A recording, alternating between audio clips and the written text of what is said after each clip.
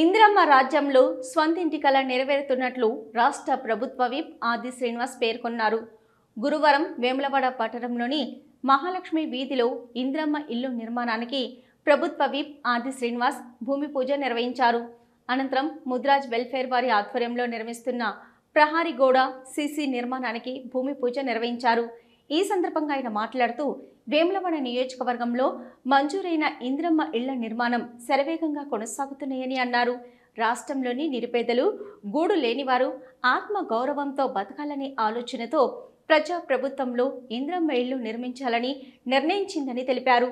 రాష్ట్ర ప్రభుత్వం ఎన్నికల ముందు చెప్పినట్లుగా పేద ప్రజలకు ఇందిరమ్మ ఇల్లు మంజూరు చేసి నిర్మాణం చేస్తున్నామని తెలిపారు. రాష్ట్రంలోని ప్రతి నియోజకవర్గానికి 3500 ఇళ్ల నిర్మాణాలు చేపట్టడం జరుగుతుందని తెలిపారు.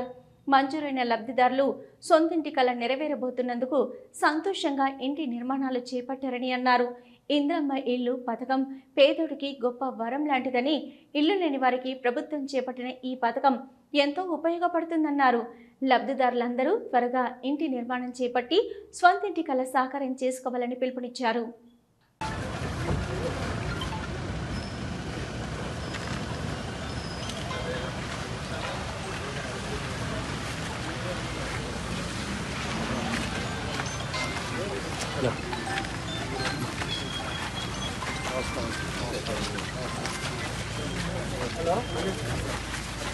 నమస్కారం.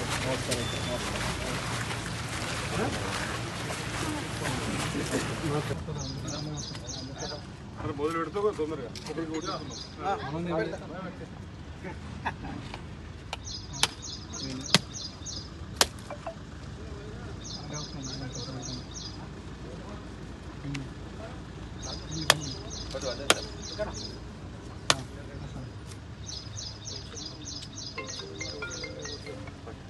Incoming call from X3 identified by Truecaller.